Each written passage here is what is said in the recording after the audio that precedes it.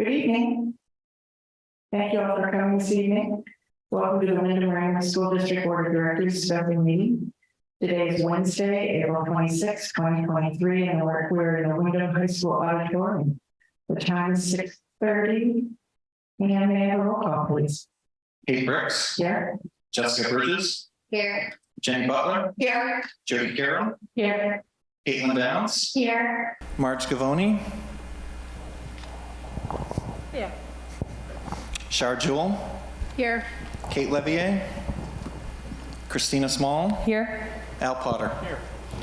Will you please rise and join me in the Pledge of Allegiance? I pledge allegiance to the flag Of the United States of America and to the republic for which it stands, one nation, under God, indivisible, with liberty and justice for all.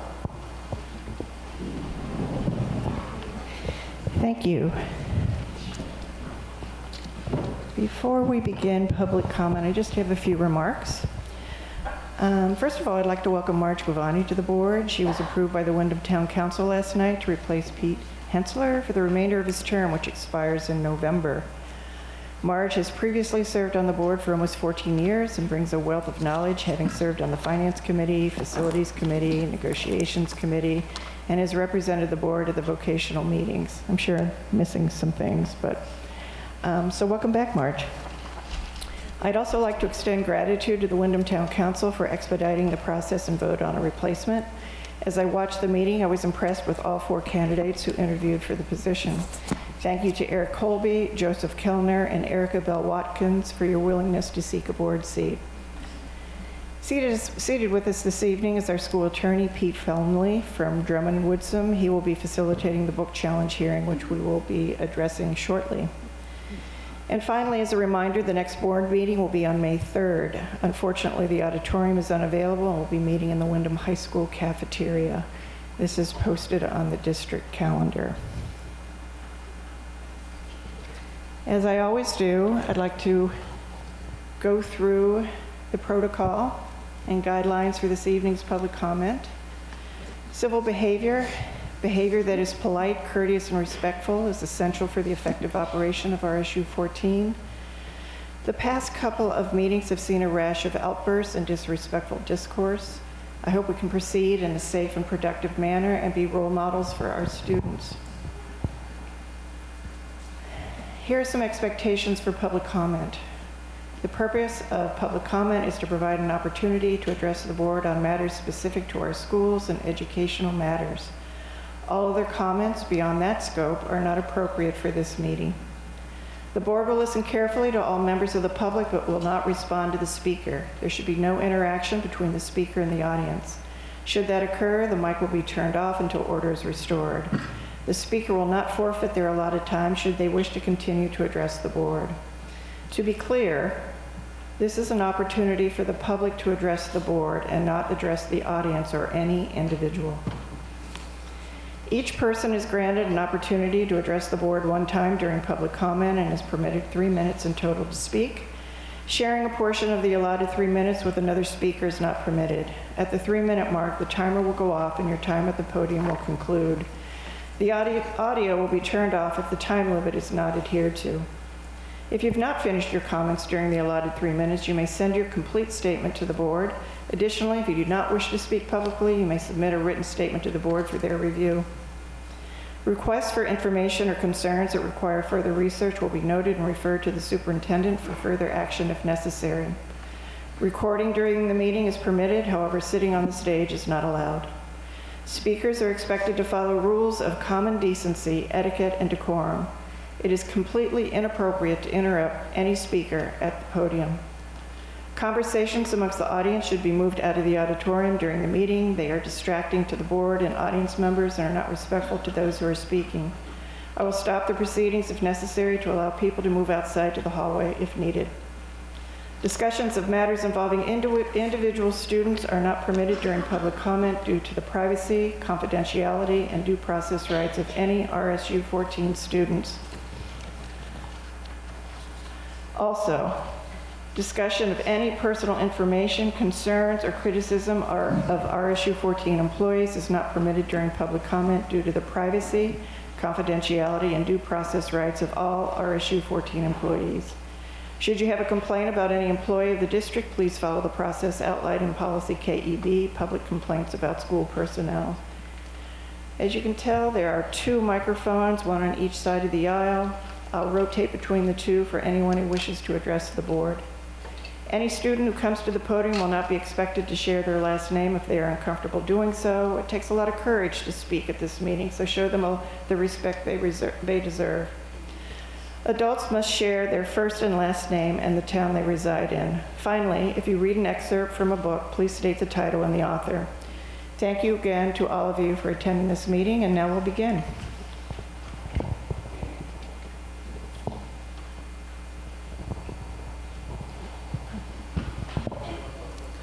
Hi, Courtney Post-Vanderberg. I live in Wyndham and I teach here, and I just wanted the board to know that the honor roll list for the schools have been out, and we have a couple honor roll students here in the audience.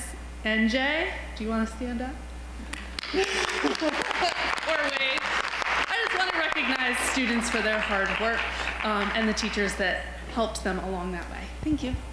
Thank you.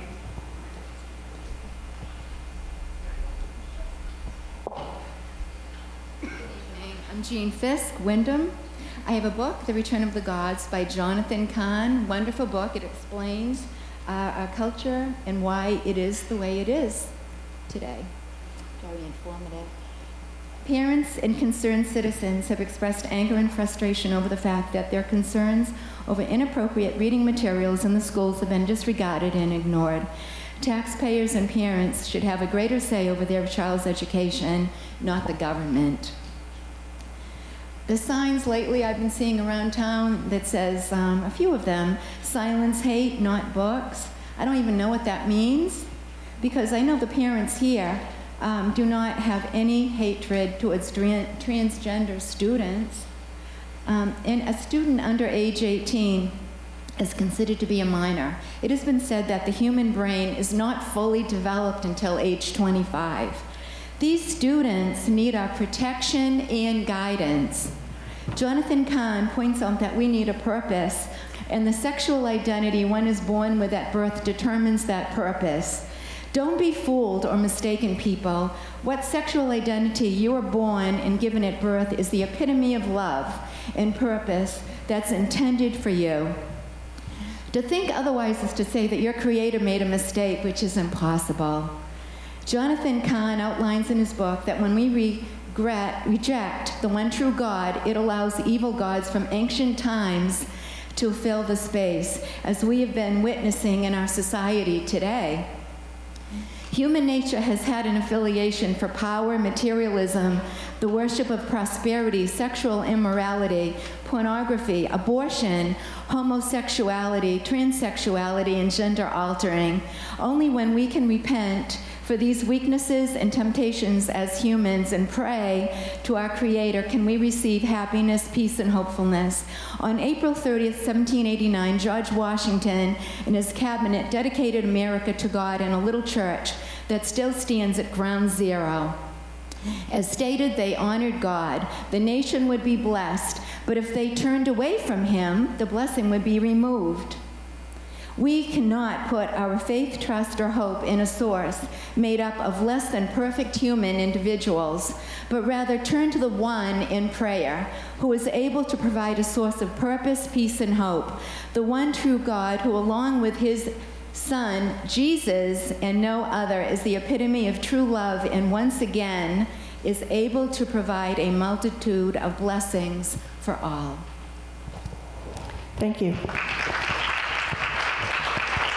Anybody else?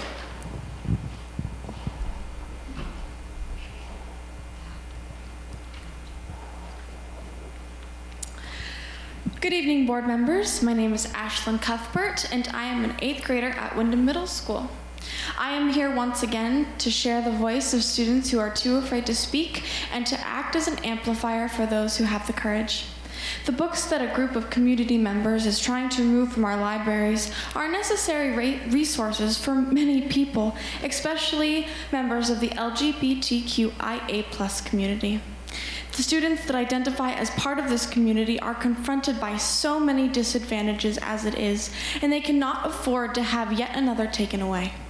According to the Maine Department of Health and Human Services, LGBTQIA+ students are more likely to be bullied at school compared to others, with a percentage rate of 38%, while others only have a percentage rate of 21%. Additionally, LGBTQ students are more than 9 times more likely to be verbally or physically attacked in or on the way to school. On top of this, only 37% of LGBTQ students feel like they matter to their community, compared to non-LGBTQ kids where 60% of them feel welcome. Because of the staggering rate, LGBTQ students want to resort to family for comfort, but less than 70% of these students feel like they can get love and support at home. This is drastically less than the non-LGBTQ students, is 85%. Because LGBTQ students are so disadvantaged in emotional resources, many consider suicide, 41% to be exact. Do you know the percentage rate for non-LGBTQ+ students who consider suicide? It's only 12%. As a direct result from being so depressed, LGBTQ students resort to self-medication. In almost all illicit substances, including cigarettes, heroin, cocaine, RX drugs, inhalants, and painkillers, LGBTQ students are twice as likely to use. Now that you have heard all of these statistics, think about what you are taking away from these students when you get rid of books like Gender Queer, a Memoir. Why would we even consider taking away yet another resource that can help these disadvantaged students? These statistics are also the reason the district's civil rights teams focus their energy on the students in this minority. We try to support the kids who aren't supported anywhere else. If the school board would like to do what's best for their students, do not take away another essential resource because a small group of parents don't like it. Thank you for your time. Thank you. Anyone else? Good. I'm Frank Emery from Raymond. I'd like to talk a couple of different subjects. First one is the word amazing. Everybody has a different connotation of that word. Maybe it's that flower that becomes cotton and you wear it in a t-shirt, or a tree that goes down to sappy and they cut it up and chew it up and digest it. Goes in one end, comes out the other end, and they make leather with it. You could have your wallet or your purse or your shoes could be made out of it. But think of somebody that takes a word and makes a sentence, and then he makes a paragraph, and then they make a page, and they sell it as pornography, and some distributor, book person, picks it up and makes it into a book. And then it's amazing that somebody would buy it. Especially amazing if a school were to buy it. Another word is blocker. Anybody that watched NASCAR on Sunday saw the number 23 tried to block the number 12. He did it once, he did it twice. On the third time, it didn't work. He wrecked. Subsequent to that, there were another half a dozen cars that wrecked because of being blocked. So if blockers do that, there's another blocker that can sort of slow down the livelihood of young people, and then their lives can be wrecked and their family can be wrecked. So that's two different things. So I really don't think we should ban the books. My idea would be if we just got them all together, we had a little book sale, and all of those people that really feel they need them could buy that book and take it home, and they could share it with their friends. And as a taxpayer, when I go Friday to pay my taxes in Raymond, I'd like to put on the bottom line of my check, not for pornography in schools.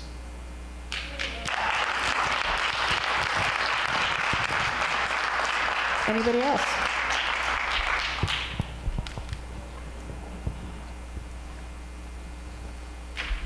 My name is Mickey Van Summern. I've lived in Wyndham for over 23 years, and I'm a retired teacher from Portland Elementary Schools for over 24 years, both as a third grade teacher and as an English as a second language teacher. As a teacher, we had students from many countries who had many religions, and even students with different gender identities, even in elementary school. I always taught my students to be proud of their uniqueness as well as what we all had in common. We taught love and not hate. We were proud of our diversity. What you who want to ban books want to do is make us ashamed of who we are. You are a loud group, but a very small minority. If you don't want to read certain books, then don't read them. But don't tell us, the majority in Wyndham and around the United States, what we, our kids, and our grandkids can read. I am glad my grandkids live in a community where books aren't banned yet. That's all I have to say. Thank you.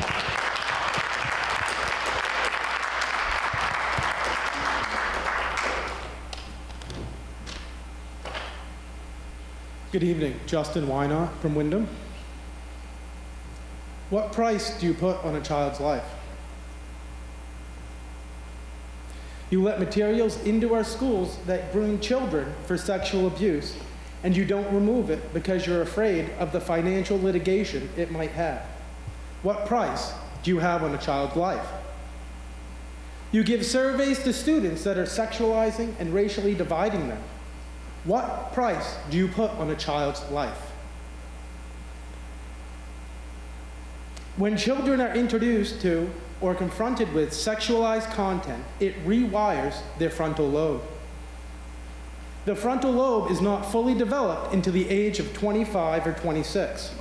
Social and sexual behavior, judgment, decision-making are all done in the frontal lobe. Why are you doing this? Are you deliberately grooming children? You've created a mental health crisis, pushing the need for more counselors.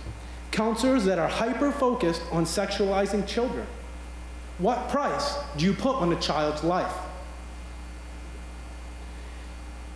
There are counselors already transitioning and putting chest binders on children without parental consent. These counselors are also coaching children to lie and deceive their parents. What these counselors should be doing is telling the children that it's normal to feel uncomfortable in their bodies. It's normal to dislike their voice changing. It's normal to go through puberty. But you don't. So it seems to me that you've already put a price on a child's life. So I ask you, what's next? Are you going to rent out the science lab for a gender clinic? Are you going to start cutting off children's breasts and penises during study hall? Are you going to start pimping out students from the guidance office? Where do you draw the line? It is said that money is the root of evil. Well, I'd have to agree, because evil is exactly what I see.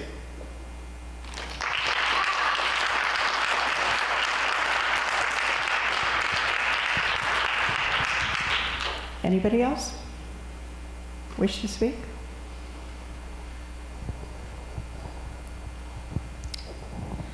My name is NJ Boatman, and I'm a transgender student at WHS. I had a pretty major surgery a little over a week ago, and I do not want to have to be at a meeting where I have to listen to people call the trans community, and by association, my existence, a cult. I don't want to have to sit in an auditorium for hours and listen to community members attack my identity, attack my community, and attack the teachers who work so hard to provide us with the knowledge we need to thrive. But as a person with the privilege of having support for who I am, it is my duty to recognize the privilege and use it to speak up for the ones who can't.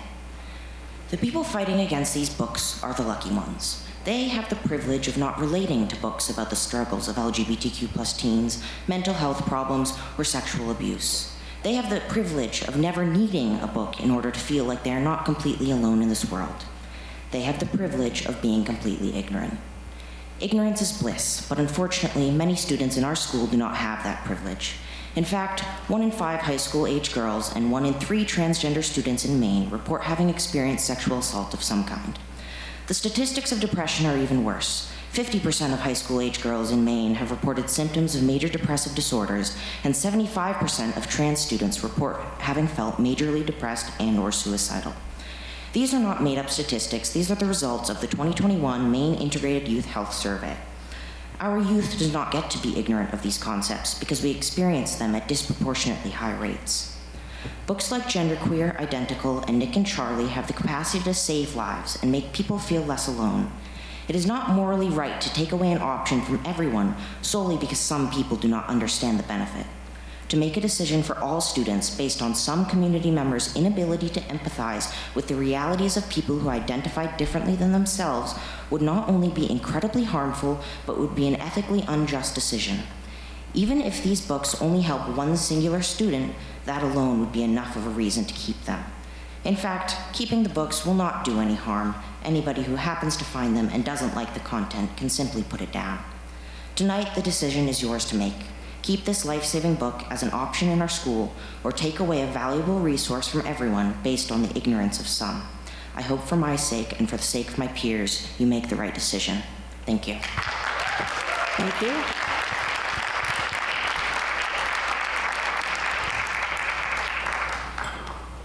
Good evening, Ken Clark, Wyndham. And these folks are correct. The suicide rate for transgender students is much higher. And that's why I question what we have for counselors, because as I've mentioned, the counselors teach the ideology of transgenderism. That's what their focus is. So why are we taking 11 and 12-year-olds and leading them down this path to that?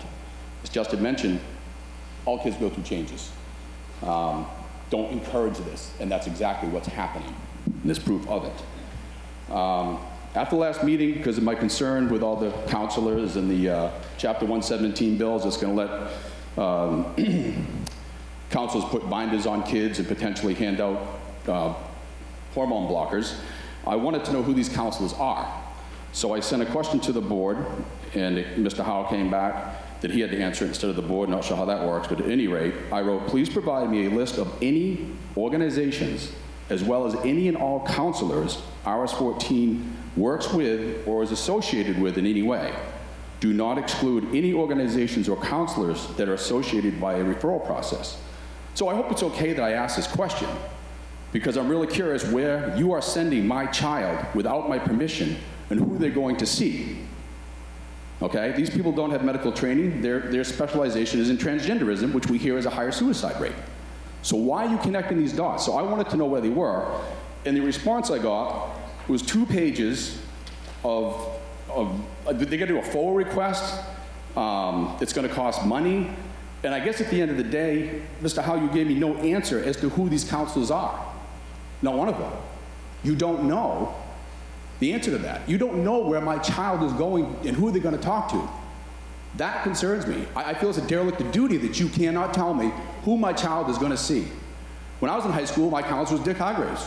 Lived on Partridge Road. My family knew him. I knew him. Great guy. There was no concern.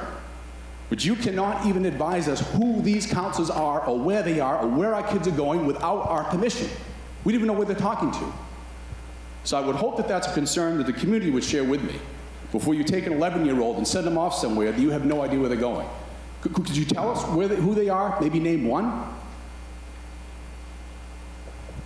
If you have any questions, you're Yeah, I did. more Yeah, than, I'd this like is to not an answer that. exchange No? back and forth. Okay. I am very curious. Why am I? Was that? Yeah. We'd like to know who our children are seeing. You're welcome to submit some questions. I did, and that's what I'm saying. You did not answer the question. You said we have to get a FOA, and it's going to cost the taxpayers money to find out who these counselors are. And if you're running a ship, you should know who's on it. It's right, you wrote it, Mr. Howe. It's right there. We're really curious.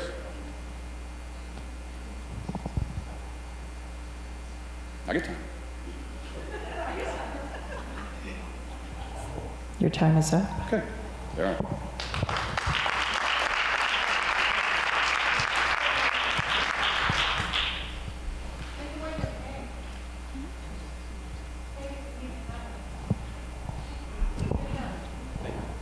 My name is Christine Emery, and I'm from Raymond. So we homeschooled our oldest daughter at the time. We owned our own business, and with very, very busy lives, we found a way for her to receive a good education outside of the public school system. We used video curriculum, which had excellent teachers, and we belonged to a homeschool group, so she received the social aspect that she needed. Every year we met with a local certified teacher to make sure she was on target. That was years ago. Homeschooling methods have improved drastically since then. It wasn't easy, it was a sacrifice, but well worth it. Our two younger children went to Raymond Elementary. The principal at that time was wonderful. She was so protective of her kids that she would ride the school bus with them to, as she said, make sure they were safe around the older middle schoolers. Once they entered the middle school, the bullying began. Nothing was done about it, even though we met with that principal, a different one, many times. Our children begged us to take them out of school. So once again, a big sacrifice, but worth it. We combined private school, more homeschooling, and we even hired a math tutor from this particular school to supplement their math classes. I share this because we are living proof that it can be done, and done successfully. So I encourage parents here tonight who are upset with this system and with these books, you do have options. If these people aren't going to listen to us, take your kids out. Our children are our most precious commodity. They're the next generation. What will they be like? How will they contribute to society? And for those of you who are in confusion over your identity, these are not idle words. I am praying for you. Thank you.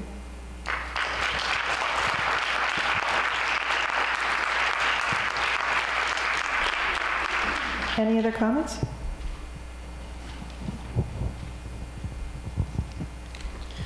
My name is Alan Bean. I'm a local medical doctor, recently retired.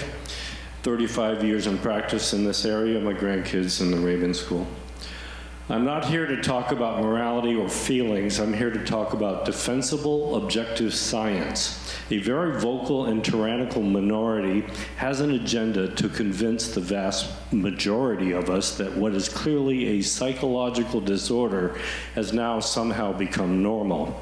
In the practice of medicine, doctors are called to balance subjectivity with objectivity. As patients, you better all hope that your doctors make wise decisions based upon objective truth rather than their personal feelings or biases. Males get male diseases. Genetic females get female diseases. Whatever an individual may think their gender to be should never cause us doctors to compromise our medical assessments. 10 years ago, in a national survey of ages 12 to 25, 0.7% of the population expressed that they had a gender identity different from their birth gender. Last year, that same survey saw that number double to 1.4%. Maine, however, is a massive outlier. Last year, almost 30% of high schoolers expressed gender confusion. How can this possibly be? Have Mainers, after thousands of years of humankind, suddenly de-evolved? Of course not. For very misguided reasons, however well-intentioned, our school systems have chosen to embark on a very, very dangerous social experiment by trying to convince our youth that gender is a choice and that any choice they make is normal. Adolescence is already a time of very difficult adjustments, as noted by several others here, and they're correct about the brain.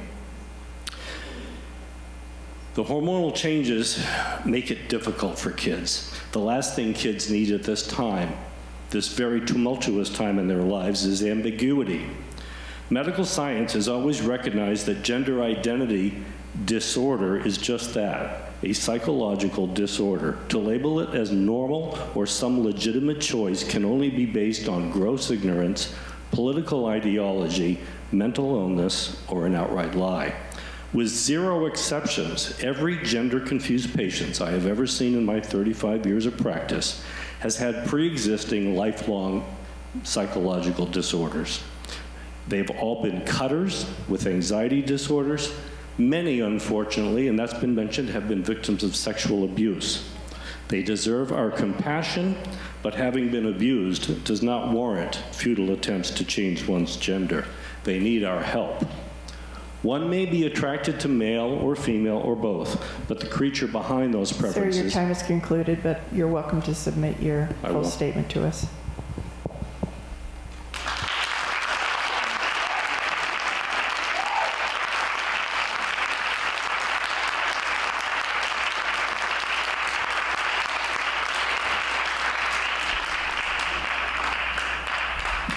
Thank you. Thank you. I'm Jane Pringle. I'm also a retired physician. I was a primary care doctor, practiced in Portland for 43 years. As a scientist, I like to try to understand things, particularly as we learn more about them. And I would encourage people, and I know, but to me, reading is helpful. And one of the books that helped me understand, as well as learning from my patients, is a book called Becoming Nicole. It's written by Amy Alice Nutt, who's a science reporter, and it tells the story of actually a Maine young woman who was born a male, an identical twin boy. And, you know, my question is, well, how does this happen? And I think we're slowly gaining better understanding. And I would encourage you, if you're going to try to understand this, these parents would rather that this child didn't identify as a girl from a very young age, but they they loved and cared about her and saw her through her journey. It also talks about the Boston Children's Hospital clinic, where usually it's endocrinologists who evaluate the disorder. Some people are born with ambiguous genitalia and you can't tell whether they're male or female. Now we can do genetic testing and find out, but we have to work with the parent and the child to figure out how are we going to help them be as healthy and normal a person as possible. I guess I just would encourage all of us to keep an open mind, to listen to each other, be kind, and I particularly want us to listen to the people who are feeling attacked and hated and not understood. I don't think there's a lot of data that teachers are turning these kids into. I don't think you make somebody gay or lesbian or transgender. But again, that's my reading of the data. I thank you for dealing with the issue, and I look forward to the other parts of the meeting so I can learn more. Thank you. Thank you.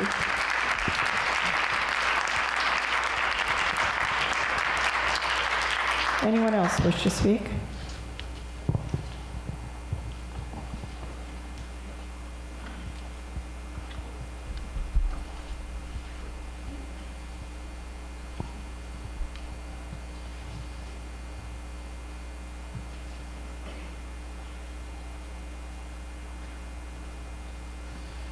I'm Jennifer White from A Joyful Noise Christian Daycare and Learning Center here in town. And I just had a couple comments that I wanted to make, nothing prepared. A lot of the conversations here tonight are on transgenders. And we're here because we're concerned about pornography in the books in the libraries at school. We're not here because of the transgender movement. So I'm not sure why it's being twisted into that, which is concerning. I really am concerned about the mental health of the students that are coming up and talking. I'm also concerned for parents. I don't know if any of you did watch that video that I sent, Trans Nation, where there's a psychiatrist and she talks and she works with parents of these transgender students. This is an important video that I highly recommend that you watch. There's parents that go through so much grief, and they deal with a lot psychologically. And they're the ones that have no support systems whatsoever. None. Some of them are suicidal. And so how do we best help students that are struggling with mental health issues? Do we cave in when they start threatening that they have go bags under their bed? No. I think what we need to do is provide them with mental health services that are genuinely going to help them. That's my opinion. And you know, a few weeks ago, I wanted to just share that in the middle of the night, in my sleep, this happens to me sometimes, the story of Solomon came to me, and I felt like I was supposed to share this with the school board. Solomon in the Old Testament, 2 women came to him they both cohabited in a place together, and they both had babies. One rolled over on her baby and smothered it by accident. The other lady stole the baby and said it was hers, the live baby. And they went before King Solomon, each saying that they were the mother of this child. And Solomon had to make a wise decision. And back then, this may seem barbaric, but what he did was he pulled out his sword and he said, I'm going to cut the baby in half. And you can have half and you can have half. One of the ladies stood up and said, no, no, no, no, don't do that. She can have the baby. And Solomon turned and said, time is concluded. You are the real mother. Real mothers do sacrifice a lot for their children, including homeschooling, and I just really hope the board ponders that story. Your time is concluded. Thank you.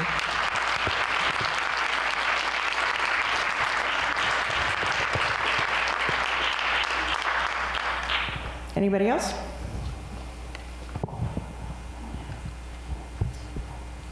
Zach Eklund, Wyndham. So I want to start off today, and I want to read this book. So I found it troubling that this book isn't even on the list of what you guys are reviewing this year. So this is Me and Earl and the Dying Girl. And if anyone thinks that the page that I'm going to read out of this book should be in schools and supported, I would love to have a conversation with you after here or tomorrow at Starbucks. So let me start this out. Right? Page 60. Yeah, Earl, I'm going to eat her pussy. Hey, yeah. Do you even know how to eat pussy? No, not really. Papa Gaines never sat you down and said, son, one day you're gonna have to eat the pussy? No, but he did teach me how to eat butthole. Yeah, it's funny, disgusting. When Earl is in full-on gross mode, you have to play along or you feel stupid. God bless that man, yep. I would teach you some pussy-eating techniques, but it's a little complicated. That's a shame. I would need some diagram and whatnot. Well, tonight, maybe you can draw some up. Son, I don't have time for that. I got like 20 pussies over here that I need to eat. How is this book allowed in our schools? This is in the fucking middle school. In the middle school. And you guys are okay with this? What educational purpose comes from here? What? None. None of them do.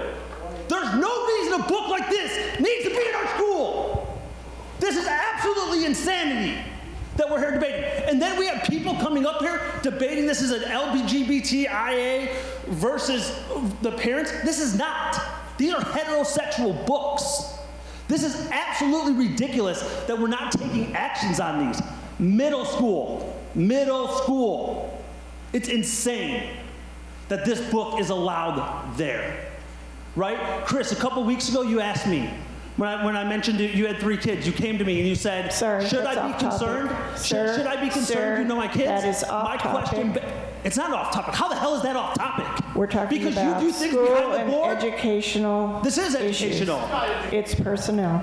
And it doesn't matter. My question, here's an educational thing. Should I be concerned for my kids under your leadership? If you have any complaints That's educational. about any... That's educational. Should I? Any complaints about any staff... You lost respect when you tried to do things behind the doors. I'm not doing anything behind the doors. So, Chris, is that... I am telling you that you are off limits on this topic. All right, so I'll just wait for Chris to answer. It's insane. It's insane. How you can even push back and you allow this book is absolutely insane. It's a disgrace. And I'm not giving up until you are out of your position.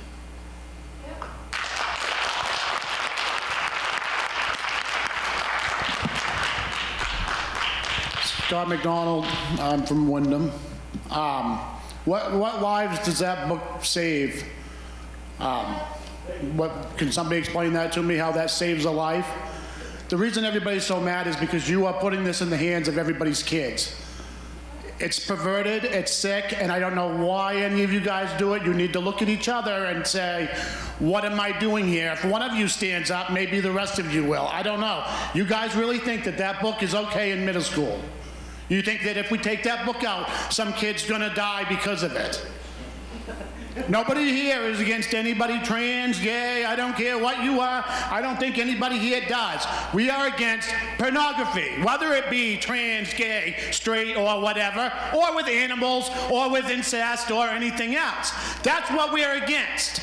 So stop saying we're against all these things. We are against this school board and putting this crap in our schools. That's what we're against.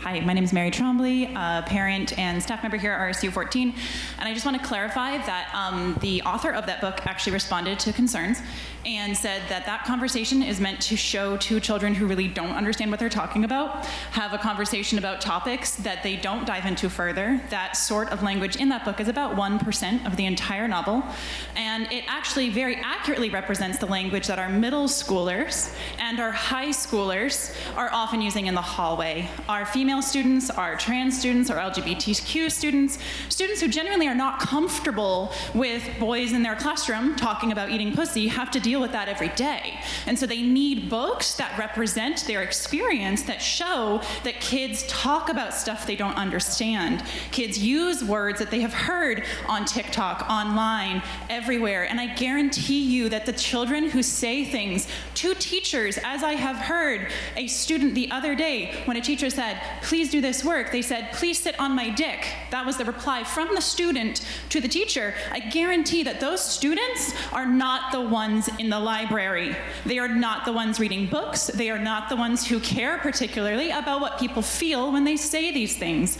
And our students need books that represent their experiences dealing with this verbal sexual harassment. Yes, it happens. Yes, we need to talk about it. Yes, it needs to be in our books. Thank you.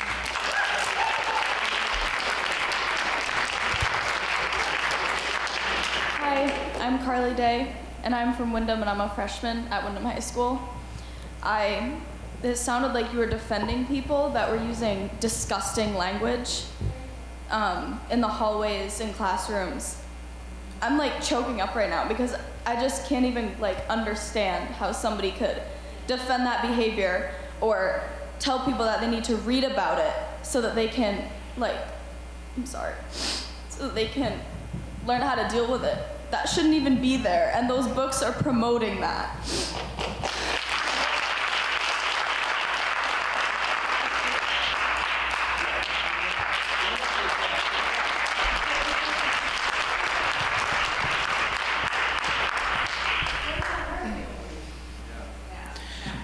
Hi, my name's Scott McDonald. I'm a former Wyndham High School student. I get out of work to come here because I want to know what people have to say. It's pretty wrong, inappropriate, raunchy, anything to say. What you would say in a book here that you guys are providing to these kids. And why I'm homeschooled now is because of what books are being told to these kids. Basically, how would you feel if, say, Mr. Howell went to a student on the student council, whatever you want to call it, or somebody else here and said, and read one of those pages to you and kept that going? It would be pretty darn weird, right? It would be very weird. And I'm a student, and I know that. And it's not learning anything here. We're not, as a couple people said, we're not against what they want to decide. We're not against the gender queer movement or whatever you want to call it. We're against the books in the library, and we're against everything that you guys are putting up forth for these books to be supposed allowed. They should have been reviewed. They should have been out 2.5 months ago when that first meeting happened. And then you guys have a big problem. When I was in school, when I was in this specific school, I did not have a single class about getting a job. I had to learn how to get a job on my own as a homeschool student. And I have a pretty darn good job now. And I love it. And I really, really think, why do I want to go back to this school? And I mean, I'm going to be 18 next year. I'll make my own decisions. And why would you allow these kids to read a book on their own will even? They should not be in this school. They should be shouldn't even be in the public library because it's so inappropriate. And they should be, as people say, these books should be burned.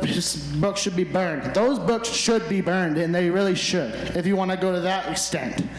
We're not going to do any other extent about that. But it's all pathetic. Everybody on the school board knows it.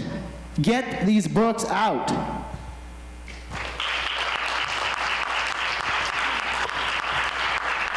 Anybody else?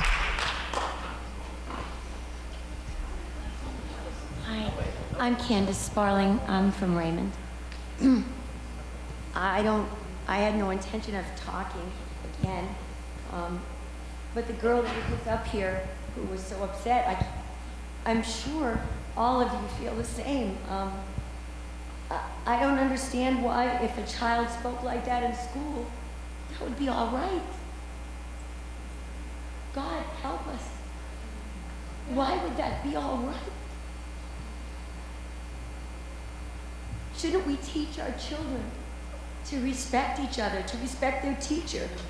What child would say that to a teacher and a teacher wouldn't then, in some way, say there was some kind of consequence for that? I don't understand. I put my children up to be respectful and kind. And I have 8 grandchildren. And they wouldn't dare ever speak like that. The world shouldn't have to hear things like this. This isn't where we should be. I'm sure every one of you up there is a good person. I don't question it. I don't know you. I have no right to judge that. I'm just asking, please, think about this. Think about the words that are coming out of children's mouths and what's happened. And can't we please be an example in here in Maine? Could we be an example of good and kindness and decency? Thanks.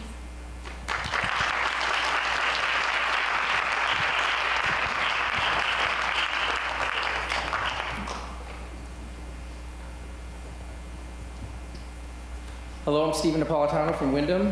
If you don't know what a cardboard testimony is, a lot of churches do it. It's confessions that demonstrate the power of words and faith. Participants write brief passages on both sides of a piece of cardboard. And let's focus on the first side for this talk of the cardboard. That mentions this is a sample of real-life personal struggles, such as not forgiving, right? How about a lot of people stand up and they give testimony of being an alcoholic, okay? Suffering from depression and anxiety, and addiction to pornography. The Genderqueer book is not age appropriate for any RSU 14 school. This book sends minors to a porn website. Pull out your phones and go to kink.com and see for yourself. It's in the book. The online porn industry is a multi-billion-dollar industry for a reason. It's addicting and it's dark. If you vote to keep this book, you are putting your name and face as a community encourager for minors to use pornographic websites, because that's what this book is teaching. This book is not a resource for minors to find themselves. Seek other books without pornography that will solve those issues. Both Bonnie Eagle and the Levitt schools have pulled age-inappropriate books from their shelves. Our own high school librarian had already pulled the book that's inappropriate. So who's been sued for blocking First Amendment rights? If any of the current challenge books are removed from RSU 14's existence, those books are still available through other libraries and Amazon-like websites. So how can removing a book from RSU 14 be deemed a violation of the First Amendment right? If an ice cream shop removes chocolate ice cream, but other ice cream shops still offer the chocolate, there's no law broken whatsoever. Chocolate is still available. RSU 14 has the right to pick and choose what books they want in their library.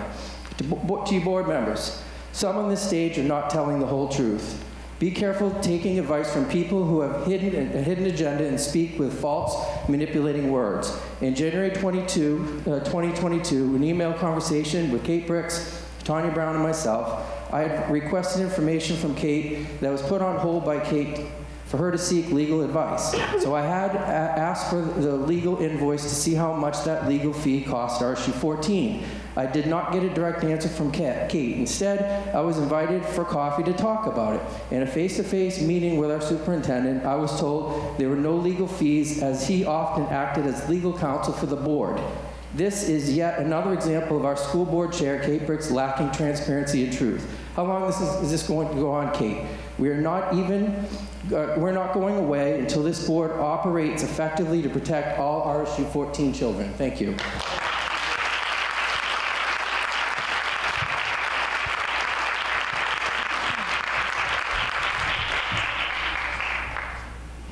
Hi, my name is Joe McIntyre. I'm a Windham resident. I'd like to thank the board and the school adults for working to ensure that children at RSU 14 are learning in an enriching environment.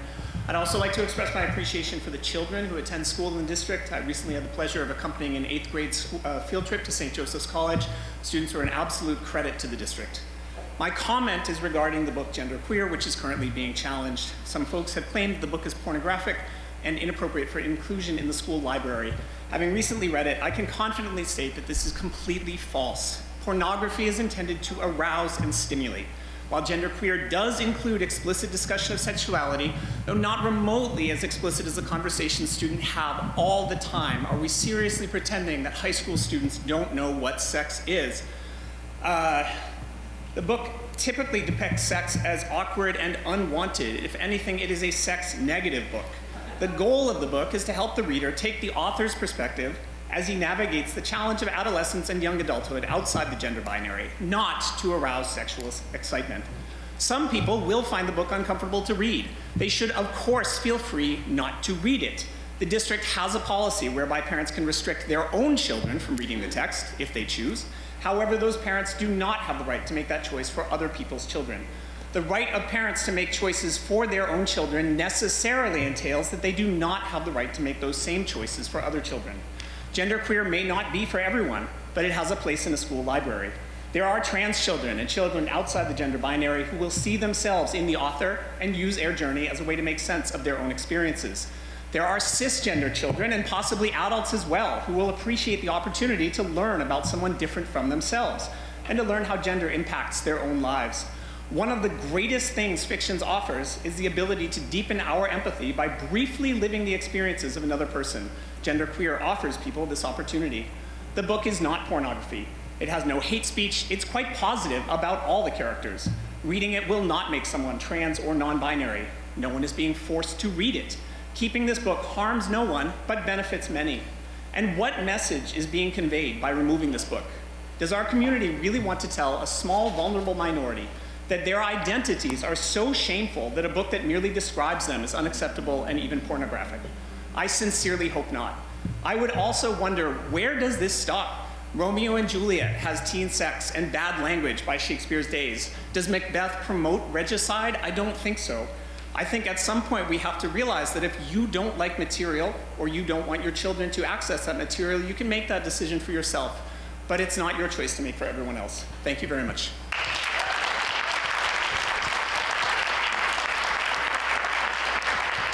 Anybody else? Okay. Hello, I'm Yoon O'Shea. I'm a freshman at this school. I am autistic, asexual, and I dislike everybody equally. In a hypothetical scenario that probably has happened already, say I'm a child who is the complete embodiment of innocence. I know nothing about anything bad, and I believe the world is a great place because of it. My parents never had a talk with me, and my friends never said any explicit jokes. And somehow I made it to adulthood, still in this state of pure innocence. What would happen once I go out to start living on my own? This is obviously very simplified, and I am absolutely inexperienced at being in the real world, but the outcome I predict is complete tonal whiplash. All of these different bad things I was never aware of come like a slap in the face because every single bad experience is completely unexpected. And then eventually the worst might happen, and a person exploits my unawareness and makes me a victim because in the real world, being innocent equates to being naive. In the high school, when we make the conscious choice to read these books, it allows us to prepare ourselves for one of the worst possible scenarios and then feel content that we now expect it. This voluntary discomfort helps us prepare for the real world out there, and the people here trying to take this away from us may just be setting us up for failure. Maybe not, but the fact that it could should say enough. I may have lost my innocence long ago, but I remain a much happier person compared to when I was innocent, and I can still look at the world with wonder because at least I know what the world has to offer to me, good and bad. Also, I have heard people my age make jokes based on suicide, terrorism, racism, and anti-Semitism. The stuff in these books are tame compared to the things that we say.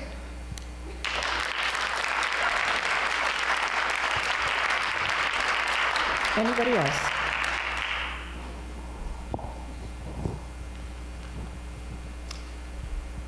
My name's Matthew Irving. I live in Wyndham. I think this is all pretty silly considering that there's definitely more penises drawn in bathroom stalls than there are in any of these books, but here we are. When I was school age, there were not a lot of positive representations of queer, trans identities. I'm 36 years old to give you an idea. There was sideshow treatment on Jerry Springer, Maury, Ellen, which was canceled after she came out, illustrated the negative consequences of being publicly out. Worse than that, I remember the constant negative coverage of what could happen to anyone identifying as LGBT+. I remember the lengthy coverage, in particular of the brutal murder of Matthew Shepard in a hate crime when I was 11 years old. There were no books, of which I was aware at the time, which depicted the fact that queer and trans people live rich, fulfilling, loving, real lives. There were no resources to say that there is no reason to feel shame and that we are not alone. When we talk about books, the conversation is always personal. We read what intrigues us. That may be because books allow us to live in a world that is not our own, or because they help us to make sense of the complicated world which is. So as the board considers whether to remove these books, I hope you will all ask yourselves what books you personally know of which communicate the anxieties, fears, questions, experiences, and the hopes of non-binary, gay, and trans youth. Ask yourself, what do you have to offer the young person who feels alone, unseen, who is feeling erased? What can you offer to the one who feels unsafe in even asking? The author Sandra Cisneros once commented that books are like medicine. What heals me may not work for you. If you find a book that you don't like, it's like finding a prescription that isn't for you. It's not meant to heal you, so put it back for the person that needs it.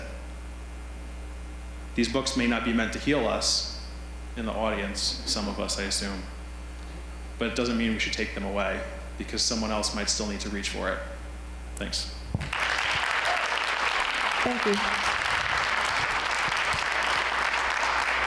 Any other, someone here? I wasn't going to speak tonight, but I felt like I maybe could tag on to some of what other people have said. Today I did a little search on what is... Name, please. I'm sorry, Sherry Clark. Thank you. Raymond. Thank you. What is a book banning? To be honest, I'm not that smart, didn't know. So when I did research that, I realized that a book challenge and a book banning are two completely different things. And I believe we are dealing with a book challenge, which is not burning the book, removing the book, killing the author. I mean, that actually came up, like actually arresting an author. We are not talking about that at all. You can still get these books, Amazon, Barnes & Noble, all these other resources. We're not saying that they should be banned. As much as I don't like them, I don't want them banned. We have a freedom of speech in this country. All we're saying, at least hopefully that will continue, we're not saying to remove the books, ban the books, burn the books. We are saying they're just not appropriate for the school, for the children. You can get these books anywhere else. They're available.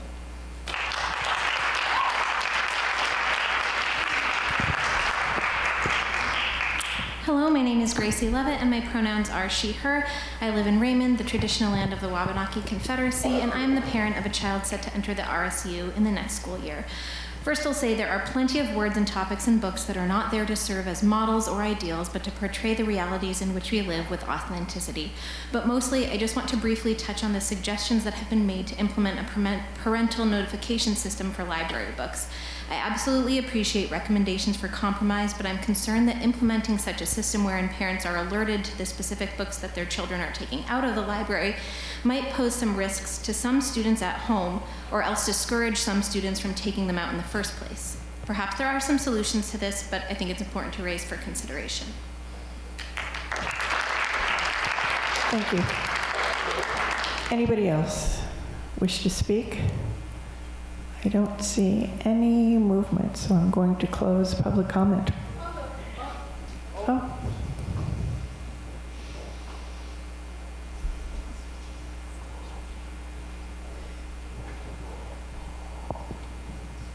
Lisa Talby. I live in Standish. I'm here supporting my Wyndham families. They're concerned, I'm concerned as a grandparent of what is allowed in these schools for our kids. You want to okay porn for these kids? It should be bought at a particular store for stuff like that. It's ridiculous. And you want to know something? I hear all these parents that are getting together legally to take care of this. It's not just your board. They got the schools. And you know, I really hope that they take into consideration the one setting right here, making these decisions for our kids. You're included in that suit. You should be included. If you're allowing that to come into these schools, affecting these kids that are it's not just your transgender. If they have problems, then they need to seek help. And I don't think that should put a normal child at risk at handling something like these books I just heard from. I don't want my grandchildren to hear such trash. It's okay for them to listen to it. They can get it anywhere. But it doesn't belong in the school. Let alone the hands of a child that's not a transgender person or a gay person. Nobody's trying to take those rights away from them. This is a book. These are books that are trash. Pornography, like drugs. Do you supply drugs to our kids? No, because it's illegal, right? This is pornography. You're supplying it. It's no difference.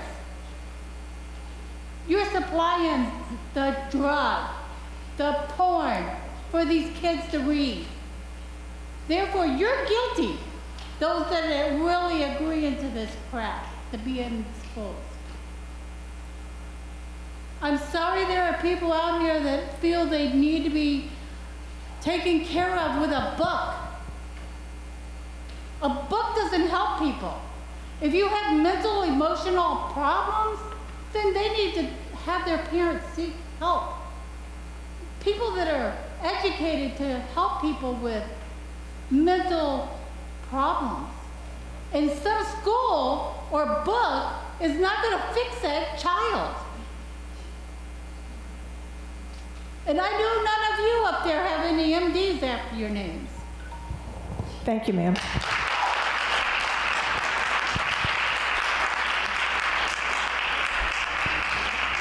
Believe it or not, I'm not here to directly talk about the book. I'm here to talk about an event that happened today at school. I'm sure many people saw it as they were walking through the hallway in here today.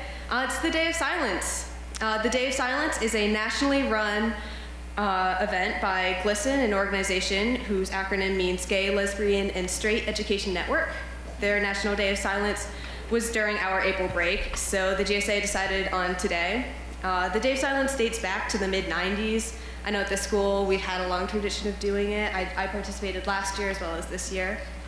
The Day of Silence, hold on.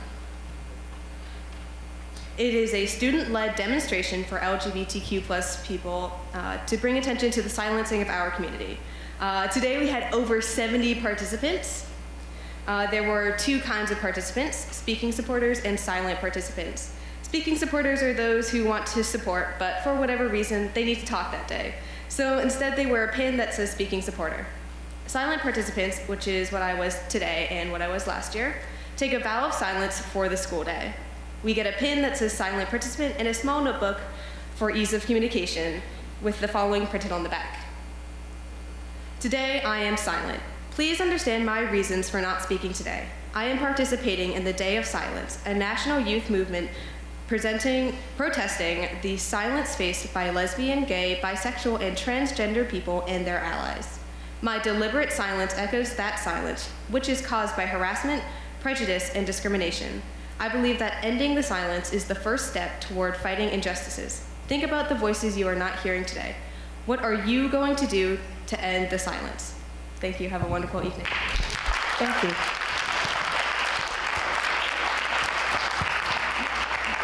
Anyone else? I don't see anybody standing up, so I am closing public comment. Thank you all for your consideration. We're going to move into item number 6, book challenge hearing. We have joining us today Pete Felmley, who is with Drummond and Woodsum, who will be facilitating this hearing for us. And I'm going to turn it over to you, Pete. Thank you, Chair Brooks. The school board has passed policy IJJ, which sets out a process for the board to handle challenges to library materials. The purpose of that policy is to ensure the board hears input from the individual that has made the challenge, including their reasons. And then at its next regularly scheduled meeting, the board will deliberate and decide. My understanding is that meeting would be occurring next week on the 3rd, I believe. As a reminder, the board is listening tonight. No decisions will be made. You're gathering information, considering that information. You'll review that information that you hear, including the public comment that you've heard tonight, and review the material itself, the book, if you haven't already. And then at your next regularly scheduled meeting, you'll be making your determination. So tonight, the policy contemplates that the board will consider differing viewpoints from members of the school community. There's no rigid structure to this portion of the agenda, but having handled a number of meetings just like this, I found that it makes sense to hear briefly from the complainant. And I understand in this case, there are actually 3 complainants that have consolidated their complaint into on this particular book. So the 3 complainants will be given an opportunity to express their view and be heard. Then the board will hear, will certainly have an opportunity to ask any questions of the complainant or any of them. Then the review committee, who the team of educators that actually looked at the material, submitted a report, they would be given an opportunity to address the board and make any point that they wish to make as members of the school community. And then after that, if there's a 3rd or differing perspective or a 4th differing perspective, the board could hear those alternative perspectives as well, so that you have all that information sort of in your back pocket, so to speak, so that you're ready to make your decision at the next regularly scheduled meeting. So as a reminder, the board has the challenge itself. It has the review committee's report. So there's not a need to restate every point that's made within those lengthy documents. And it's okay for those, the complainant, the review committee, or individuals that have a different perspective to briefly address a few key points. Brevity is welcomed. I understand the board has set aside up to an hour for this portion of the agenda tonight, but it does have other business to attend to in the aftermath of this particular portion. And then I'd also been asked by the chair to remind everyone in the audience that the board is listening to comments that have been made tonight, but also at prior board meetings during public comment. There will be another public comment period at the next session, and you always have an opportunity to submit your thoughts and suggestions in writing to the board by email, by letter, by carrier pigeon, any other ways that you wish your view to be heard.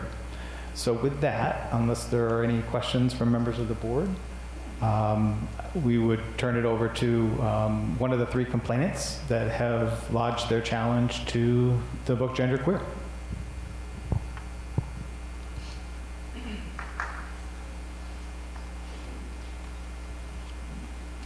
Kristen Day Wyndham. Is this a legal proceeding? I don't understand why the lawyer is opening in this meeting. Special meeting called for by you, Kate. I'm confused. I feel like maybe that's just interesting to me. It's not a legal proceeding, though. Okay, just checking. I considered coming in here today dressed as the court jester to show how we've been treated in this process. It took me a FOA request to find out you removed a clause in IJJ excluding obscenity in school library books a year ago. Chris, you said you knew the book Genderqueer was controversial in surrounding districts prior to it being purchased. In the prior 2013 revision of IJJ, the board is listed as legally responsible in selection of materials. That's different. And the role of material selection rests with professionally trained personnel. Sidebar, it also stated community members were part of the selection process. But in the revision last year, all that language was removed along with the obscenity exclusion, and the selection role was changed to superintendent. Why change responsibility of selection from trained personnel to superintendent, then immediately delegate the entire role written for you back to the librarian who months later purchased Genderqueer? It's convoluted. It doesn't make any sense. Kate, when I questioned IJJ, first said it was revised last March. Oh, when I questioned about IJJ, you said it was revised last March and that it was sound. And that was before the community had even had a chance to speak about the issue. That didn't deter us, and so you backtracked and said, now it needs to be revised. The IJJ policy is under renovation, yet we had to follow it to the letter despite attempts to limit attendance at meetings, being told they would not be let in if they showed up, while admin and staff interpreted it to suit them every step of the way. What was meant to be a discussion between the librarian and the citizen was turned into a district personnel meeting to intimidate and deter. More intimidation. The review committee was not generally unbiased, as IJJ dictates. Handpicked by the superintendent, it included the librarian who purchased the book and defended it in our meeting. You can't get any more biased than that. The process has been dragged out to a ridiculous time frame, more deterrence. All of this has been to string us along, to wait us out, to keep the shiny new status quo, which is to put any book legally allowed in the library. Now we have this special meeting. According to IJJ, Kate, you may call a special meeting to review the complaint and the committee report and to receive testimony from representatives of the various points of view who are members of the community served by the school unit. That's it. But you have set up this meeting under the guise of transparency and closure for the public on this process, but what you've really done is set up a proceeding between two sides. As with most actions you've taken recently as chair, the setup of this meeting fuels the division in the community. You chose to see language in IJJ that doesn't exist and to fabricate an opportunity for equal time testimony and Q&A between the board and the review committee. I shared my concern with you that I felt the setup was intimidating and that the optics of being pitted against teachers and staff would send a message that I don't mean. I asked for an alternative setup that was more fair and that followed IJJ. In response, you said it would go as planned, told me, I hope you will come, but With or without you, the committee will present their findings. We are the citizens in the title of this policy. IJJ says how we are to be heard. But you chose to gang up on us. You set this up to work against the citizens this policy is written for. And you don't get to play hero for killing all birds with one stone at our expense. This type of action is exactly what leads to a loss of voter confidence in leadership. I've said before, this district has the local authority on school library book content, but I've had conversations with high school librarian Kristen Freeling, and it's clear she's unconcerned and is going to keep purchasing books as she has been. When I asked her, what about the kids that go to the library who'll happen upon harmful materials unaware? She said, tell them not to go to the library. She also said she's marked up the IJJ policy with a red pen, so I have an idea what to expect for the revision. The only hope at this point for moderation is from elected board members, which is the only reason I'm here today.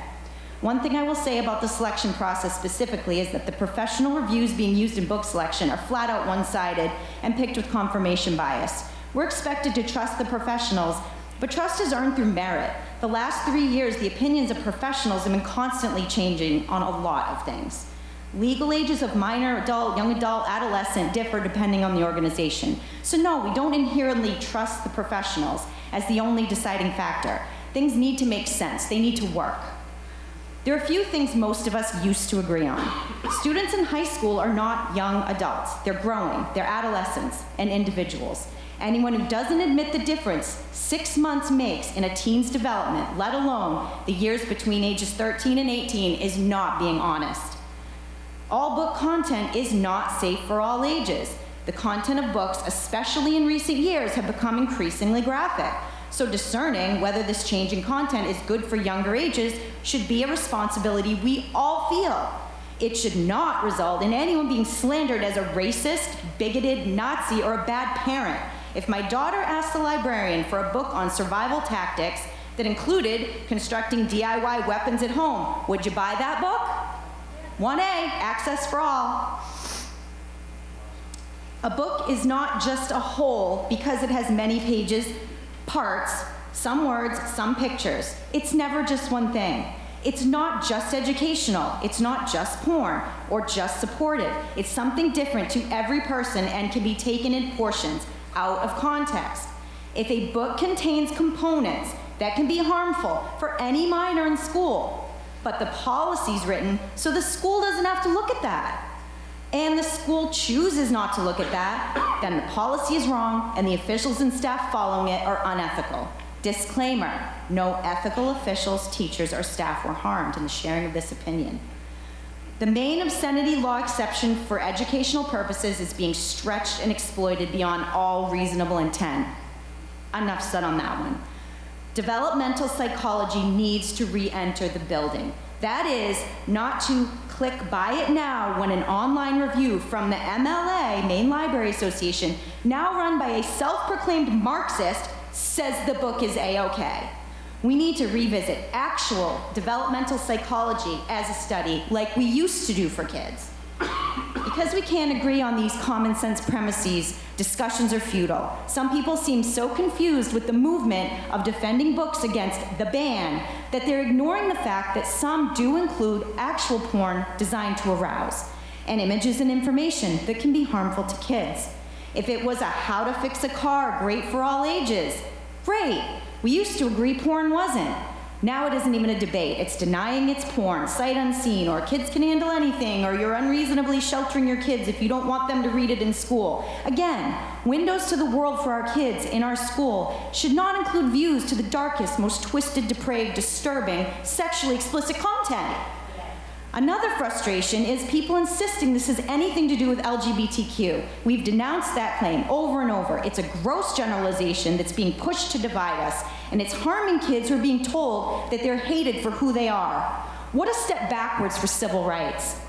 The yard signs about books and hate. There are laws to protect us all from that. People either aren't listening or just want to misrepresent opposing ideas. No teachers, counselors, or students are hated. None are threatened. Nobody hates books. Nobody's banning anything. Books are students. Even a heated difference of opinion or an argument doesn't equal hate or threats. Nothing in life is all one thing or all the other. If an issue is boiled down to fit on a sign, you can be sure it's not fair treatment. I reject this new norm of cultural conformity. Buy in, be silent, or be canceled. That is un-American, and that is not what we should be teaching our youth. There's no way to build if you're constantly dividing. Young people need to feel valuable and special and hopeful. Are they feeling that way now? Remember the whole free love, if it feels good, do it of the 60s and 70s? That resulted in the AIDS, STD, and drug epidemic in the 80s. We spent decades turning that around with sex and drug education. And now, the mainstream message is again, anything and everything goes. And this time, we're doing it for kids. Exposure to pornography and depravity never ends in high self-esteem or productivity. Adults saying, they're gonna do it anyway, see it on the internet, on their phones anyway, a book isn't gonna hurt them. Shouldn't we want better for our kids than that? And if we're so ready to accept this as the new normal in the world for kids, maybe school could be one space they don't focus on it.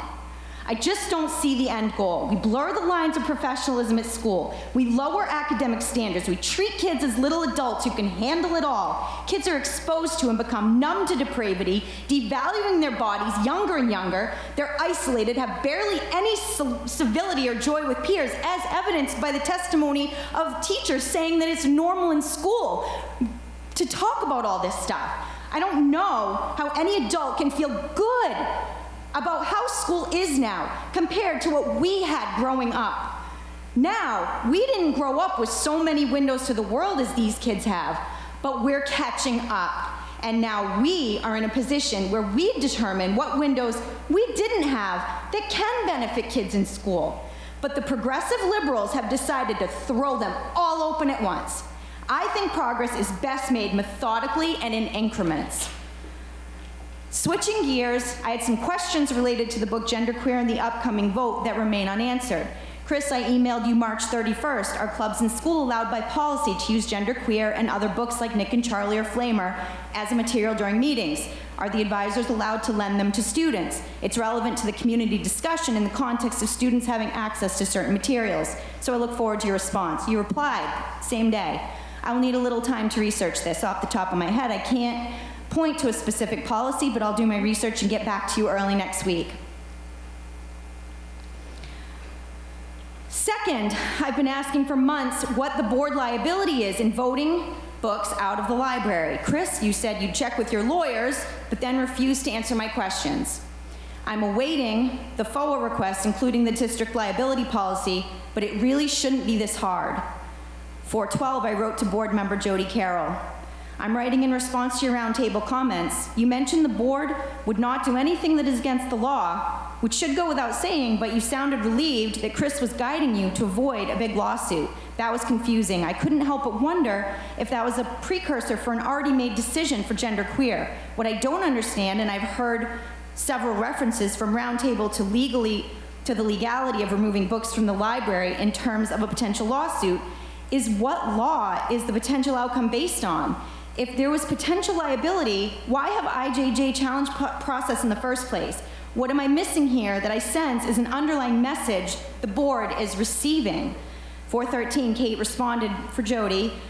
I think the vote to suspend policy IJJ by the board and SAD 6 has raised questions and confusion about the legality of such a decision. Their policy, by the way, was almost identical to ours. As Chris described recently, suspending the book process outlined in IJJ opens the board up to claims of censorship, discrimination, and a violation of the First Amendment rights of both staff and students. Apparently, the potential of outside groups to pursue legal action is a possibility. 4/16, I wrote, Kate, you stated 4/13 that the vote to suspend policy IJJ by the board and SAD 6 has raised questions and confusion about the legality of their decision. What exactly are the legal considerations causing confusion? We paid Drummond and Wood some top dollar to clarify legal confusions. The board members and the citizens they serve have a right to this legal clarification. This general sense of wariness coming from the board is not reassuring.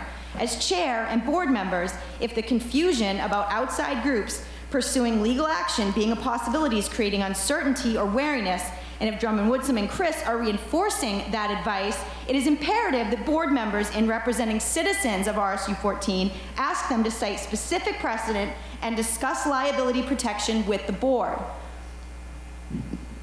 In my email, I continued, under File Code BB, Board of Directors legal status, in addition to following law, local board have responsibilities to the local citizenry they serve and which elects them. The Board of Directors conceives itself as a policy-making body for the school system, serving within the framework provided by law and the will of the local citizenry. That's us. Any confusion or uncertainty this board has of being sued must be enumerated and justified to board members and the citizens they serve before further board votes or action should take place. An individual who attended a training presented by Drummond Woodsum titled LGBTQ+ and Other Politically Contentious Issues for Board Members shared their takeaway. Because LGBTQ+ issues is settled law, board members are not allowed to have First Amendment free speech on the matter. Obscene book material is not allowed to be banned just because board members disagree on subject matter. Is this any part of the legal advice that Drummond Woodsum has given the superintendent or this board? Kate, regarding this meeting, you said conducting the meeting in this manner will provide complete transparency with all the information pertinent to this issue that will be critical for the board to reach a decision. I would like to call for that and answer my question on board liability. You know the answer. You just aren't telling us for some reason. In closing, who remembers 2019? My kids were 17, 14, and 10. Everything to look forward to. Do any of you remember that in 2019, none of this would have had a chance in hell of flying? None of it. I see our youth plagued with an epidemic of hopelessness. What is being done now isn't working.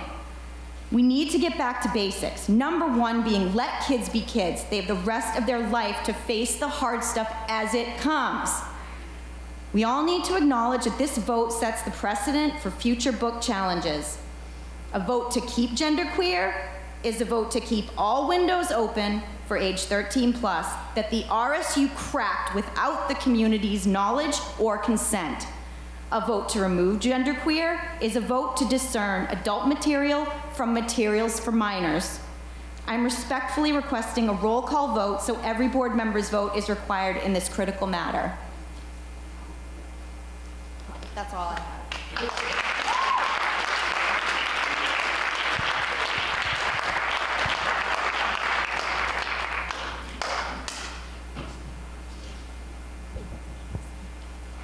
We can hear from the next complainant.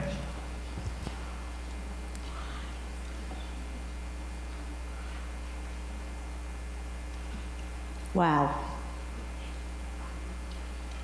I'm going to take a little different approach.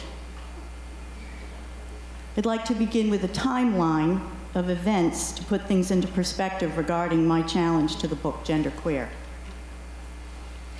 January 18th of this year was the first meeting that I attended where a community member first brought up the book Genderqueer. At that same meeting, a school board member read a statement in defense of the LGBTQ student population. And it was then that I realized this isn't going to be about a book. It's going to be about an agenda. On February 15th, a middle school student reads from another book called Nick and Charlie. And that garnered national attention. Genderqueer was brought up at that meeting by another community member who spoke up against a supposed effort to ban the book Genderqueer. A community member that we later learned was invited to speak by a school board member who happens to own a bookstore where he himself actually did ban books, by an author accused of sexual harassment. Again, it wasn't about the book Genderqueer. It was about an agenda. On March 1st, we had a meeting at the middle school cafeteria where many community members spoke, and it was very clear. This wasn't going to be about just one book, Genderqueer. It was going to be about an agenda. Which brings us up to today, April 26th, and the dog and pony show that is IJJ. Good old IJJ. I affectionately call IJJ, it's just a joke policy. Well, it's broken. I put my challenge in for Genderqueer on January 24th. And here we are today, April 26th. What do you think, Windham taxpayers, parents of the students of Windham High School? Is this working? It's not, because it's just a joke. Community members have submitted ideas that should be carefully considered to fix just a joke policy. Too many to mention here. But in order to move your agenda, why would you want IJJ revised? In the policy, it states that a review committee be formed to discuss the material in question, handpicked by Mr. Superintendent. These review committees are biased. They're stacked with biased people helping to push the agenda. I'm not going to tell you tonight why I think Genderqueer should be placed in a school counselor's office or taken off the library shelves. You have my challenge. You've read it. You have the appeal of the review committee's decision, and you've read that. Any sane, rational, law-abiding, tax-paying citizen with the least little moral conscience can figure out why I have the opinion that I have. I'm not going to answer any questions this evening from a biased committee, nor will I answer questions from a school board with a member who was just appointed to fill a vacancy on the board by a town council member with whom they cohabitate, or a member who is an ex-principal who put forth the student's name for a football scholarship while knowing the student was under investigation for sexual assault. And my personal favorite, a member who flipped off the entire auditorium of parents, tax-paying community members, and children. What all of you have done here is divide a community. You have accused concerned parents and grandparents and community members of wanting to ban books. For weeks we've spoken out, but you've not listened to us. You have disregarded the gravity of what we're trying to say. That agenda is Chapter 117. It's not about the pornography anymore, and we all know it. Chapter 117 will give school counselors the right to transition students and other genders, will give the right to transition students to another gender without the consent of their parents. It will take away parental rights, just like the book Genderqueer takes away a parent's right of what is moral and decent for their student by just being available in the school library. If Chapter 117 unfortunately passes, I hope and pray that every parent who has a kid in RSU 14 sprints, not runs, but sprints to take their child out of this system. I hope that there is an exodus like you've never seen before. If Genderqueer has done anything, it's brought to light the depravity of a sickening agenda that in the end is going to lose. In closing, I'd like to leave you with a scripture from the book of Romans. Watch out for people who cause divisions and upset people's faith by teaching things contrary to what you have been taught. Stay away from them. The God of peace will soon crush Satan under your feet. That's what I pray for. The outcome for all of these book challenges isn't in your hands, and it's not in mine. It's in someone else's. Thank you.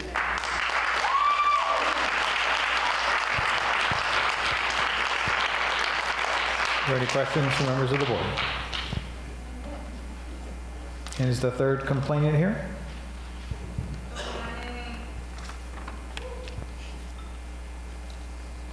My name's Danny Davis, and I'm from Wyndham.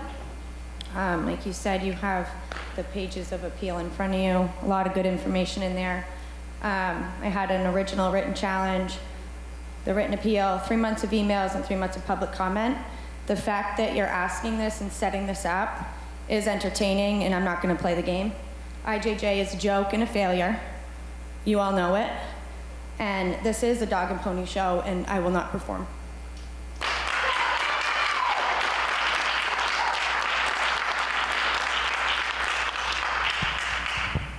Okay, we've heard from the complainants. Is a member of the review committee here to share their perspective?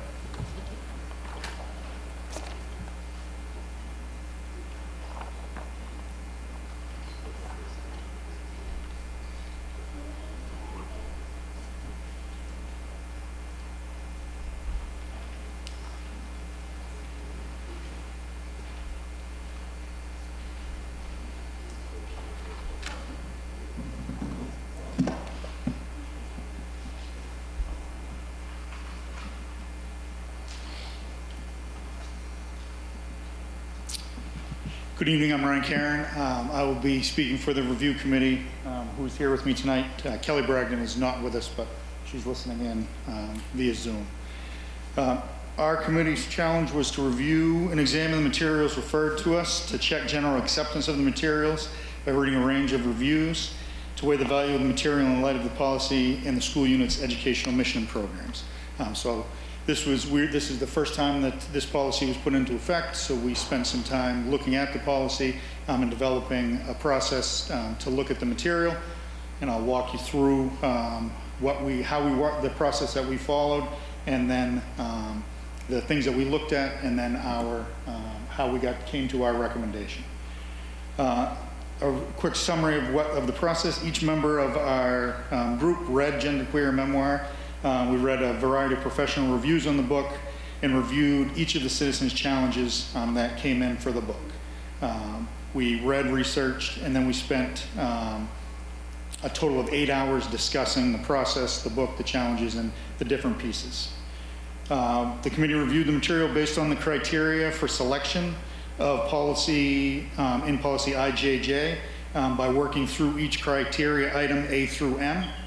We found that some of the criteria did not apply to a student choice-based library item as they related to the content standards, and as they were relating to content standards and required curriculum, and this book was not.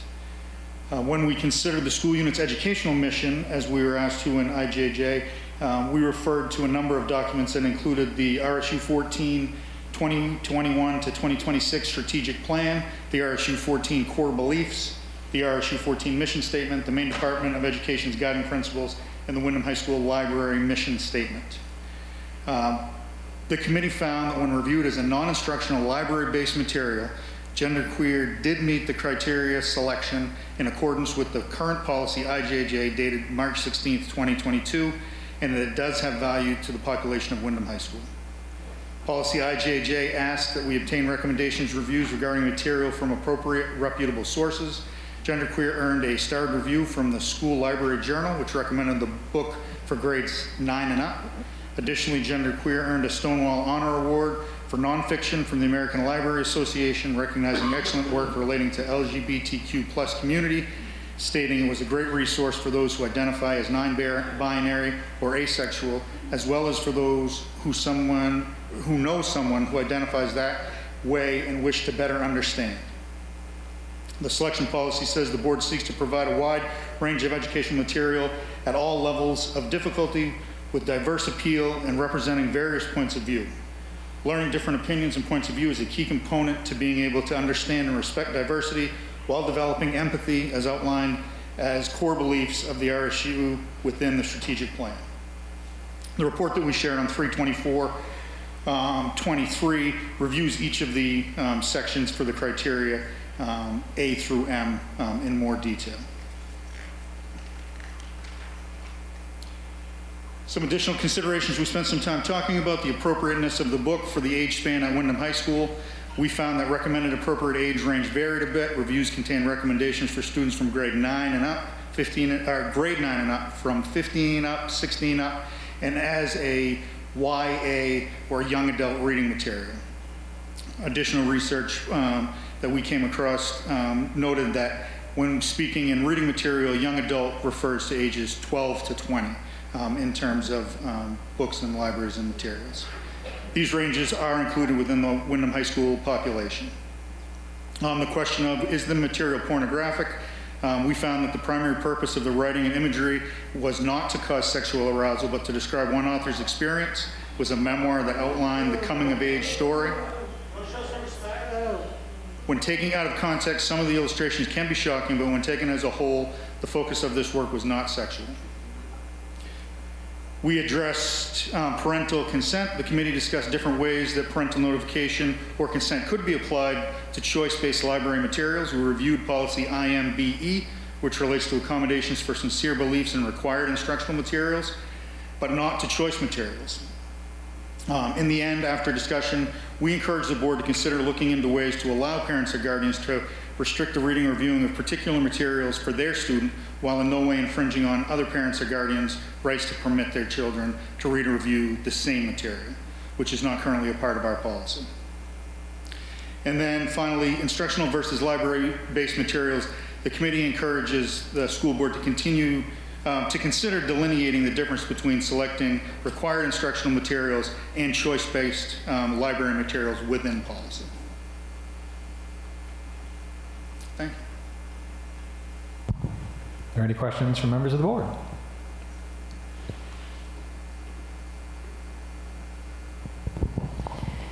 In your report, you pulled out 5 reviews from different sources and listed those. And in the appeal, they pulled out reviews from those same sites that were negative.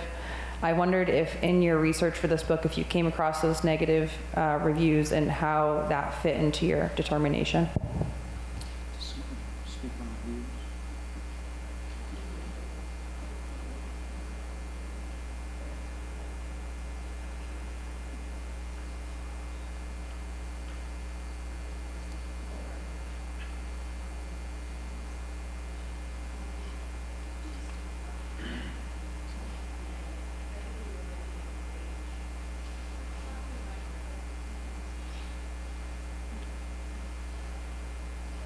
So we were looking at the range of common sense media in like the general, that first section when you look at that review. And then there are pages and pages of personal reviews of people who have read it who can submit to that particular website. So I think maybe we didn't see those.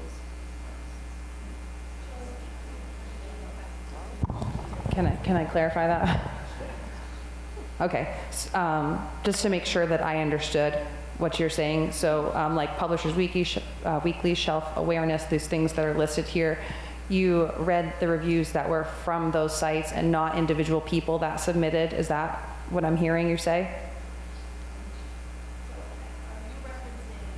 I'm on page 3 of your report, and there's one from Barnes & Noble on page 2. So that's what I'm looking at.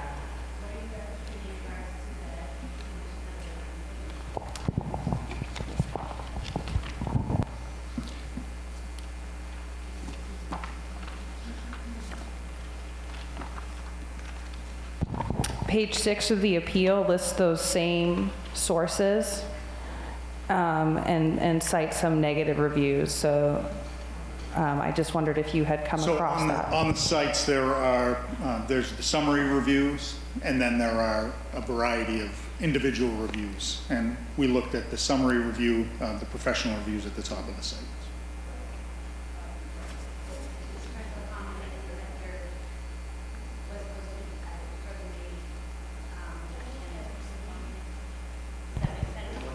Can you step to the mic, please? Thank you. Sorry, it's confusing. I think what's the situation is that when you go to those sites and those book reviews, you'll get the review, and there's a lot of comments underneath it that people give their thoughts about that review. So I think what you'll find is that we looked at the review, the original site is what we have cited, and what you received from the complainant perhaps was one of the underlying.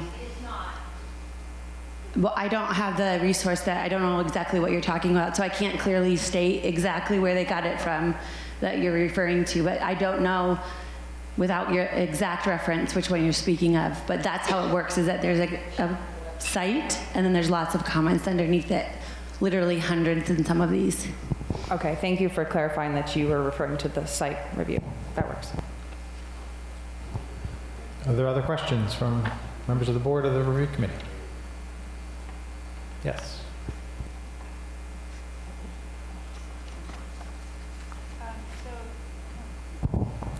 So thank you all for the time and dedication that you've put into this process. I know it has not been easy, especially since you guys are the first ones to do it.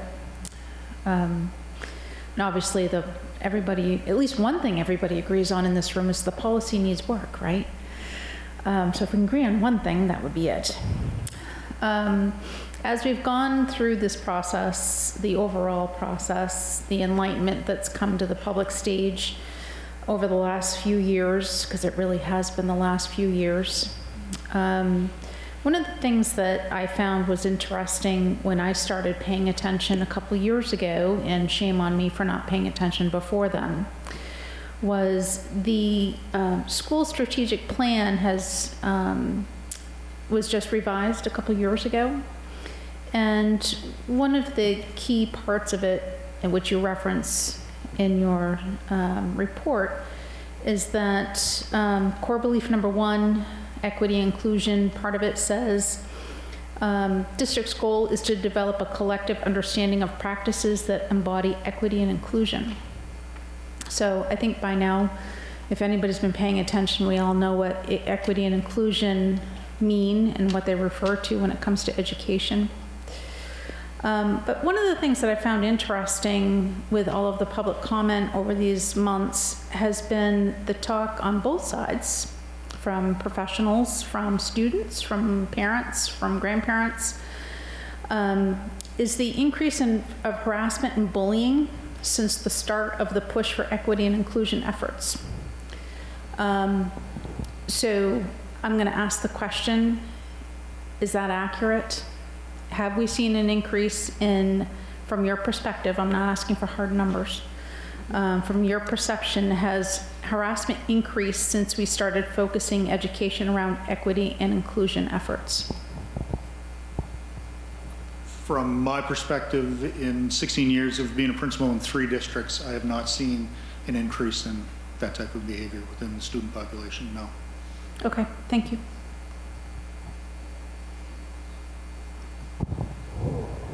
I want to say thank you also for the work that was done, and thank you for the comments and commentary from the complainants. Would like to have asked some questions, but I respect that you were able to say what you're able to say tonight, so thank you for that. I understand that this team worked under without an outline, and as someone who's really process driven, I appreciate that you no doubt spent some time creating an outline. And I'm a big definitions person, so for my first question is, I'm curious, without any precedent having been set legally for books being removed as a select material or a choice material in a library in a school, how you handled, firstly, looking at the material as far as the definitions.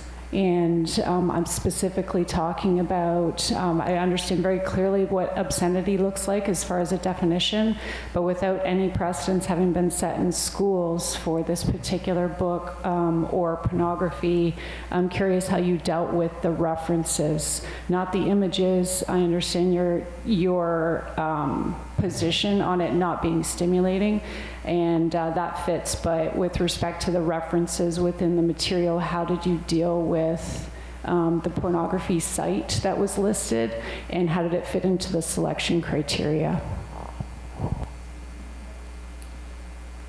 So we settled on the definition that as a whole the material was not meant to, so the intent of the material was not intent to arouse, that it was a memoir, a telling of a story, and the pieces that were told through words or through imagery or pictures of that, or pieces of that story when looking at the work as a whole. Okay. I understand what you're saying. It doesn't really answer my question, though, unfortunately, as far as the specific question. And I guess our board will have to address that. My second question is with respect to the age ranges that were provided. The grades, I understand, and certainly can see in your report, young adults, the definition of that's been provided in many occasions and in these last months. But with your team, I just want to clarify, you took the definition of young adult to be 12 to 20? That's my first. No, I wanted to clarify that when we're talking in libraries and reading materials, when something is classified as YA or young adult fiction, the audience is 12 to 20, as opposed to a young adult, which would typically be 17 to 22, and we worked through that difference in the wording in the conversation. Okay, so one of your references came up with the age range of 16 plus, as you noted. How did your team discuss that as a whole, as far as not all of the high school students that have access to that book fit into one of your cited age ranges in your references? How do you reconcile the gap in the age references and to then make it available within the age range that is in the high school? So that is part of the age range that's in the high school, and we don't have a mechanism for separating books for certain different age groups within the building. The age ranges that were provided and that we found fell within the high school population, and that wasn't really our responsibility to think about ways that we could do those things. We determine that it's appropriate for high school age students.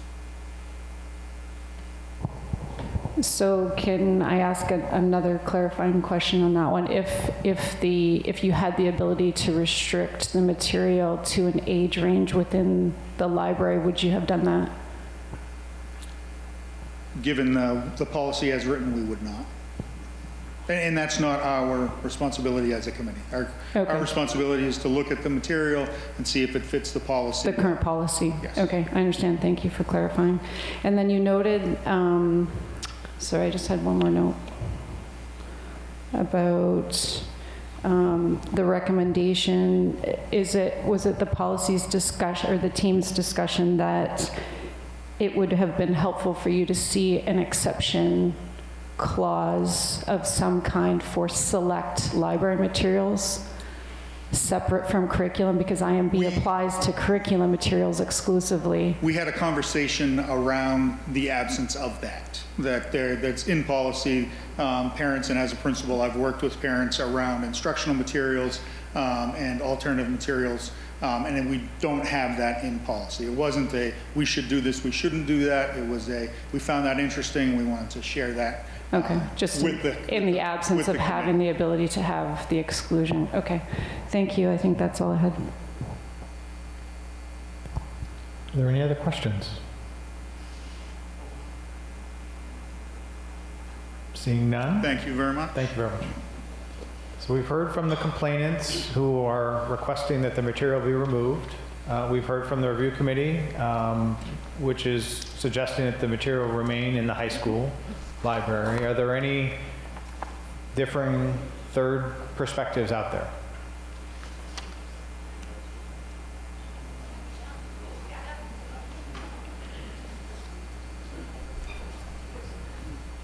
Ken Clark, Wyndham, and I guess what I'm hearing is there are a whole bunch of adults that are getting different interpretations of the book, which is kind of exactly what we're saying, is that the human mind isn't fully developed, maybe in a lot of adults. So how the heck do you expect a kid to take away the interpretation that some adults are saying they should take away from it? A kid might not read the whole book. He might not get the message. The kid's gonna open up the book, see a couple kids giving each other a blowjob, stealing wine out of the mother's fridge, sucking each other's dicks, rubbing their dick on the steering wheel while they're going down the road, which is what these books show. So how do you expect the kid whose frontal lobe is not developed enough to get the message that you are trying to even figure out. There is no reason and no development in these kids. I don't care what YA age, 18, 12, 22, you're trying to develop it. They aren't there. You're hurting the kids. There's no upside to this. People, you're welcome to get the book online. If you have troubles with transgender, you can Google it. You'll get 100 books. We're not banning them. They can be in the public library. You're causing more harm to kids by having these books in the libraries. I don't know what, you don't have to be a rocket scientist to figure this out. And you're doing a bunch of legal jargon crap and dodging it, dodging questions about who my daughter's going to see about her sexuality. You don't even know, and I can't even find out who it is because you can't even tell me. So how do you expect us to believe in what decisions you make up, decisions this comes to a conclusion? Kids cannot handle this. Adults can't even handle it. So, again, we have an individual that we've heard that there's a desire to have material removed. We've heard a desire from the committee suggesting that it remain. Does anyone have a different alternative for the board to consider? This is not a chance for multiple, repetition of particular points of view, but is there a different point of view that you want the board to hear tonight, other than removal or keep it? Hi, I'm Barbara Bagshaw Wyndham. I just have one point that I'd like to make. The age range for the book points you to a website. I'd like you all to go to this website before you make your decision and see that you need to be 18 years or older to enter this site that the book is pointing you to. So that's all I have to say. Before you make your vote, go to that site and maybe look around, okay? Thank you.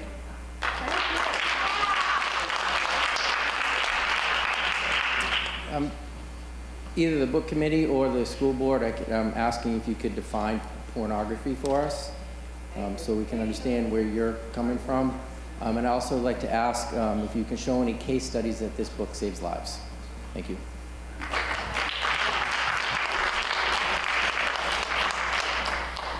Hello, we are a group of students that are ranged between the middle school and the high school. I'd like to have permission for all of us to kind of bounce off each other and speak as one, if that's all right. Couple things that I think it's very powerful to have a story about what somebody has experienced and how this book has helped, because we feel like a big important decision in keeping this book or not is how it affects people and individuals. Speaking specifically to the man who just spoke, you asked for case studies. I do not have case studies, but I do have my own personal experience, and I do have the personal experience of my peers and friends, which is a valid experience. I read the book in, I think, late or early 2021, during a time when I was discovering a lot about myself and trying to figure out my sexuality, figure out my gender identity, figure out who I was in the world.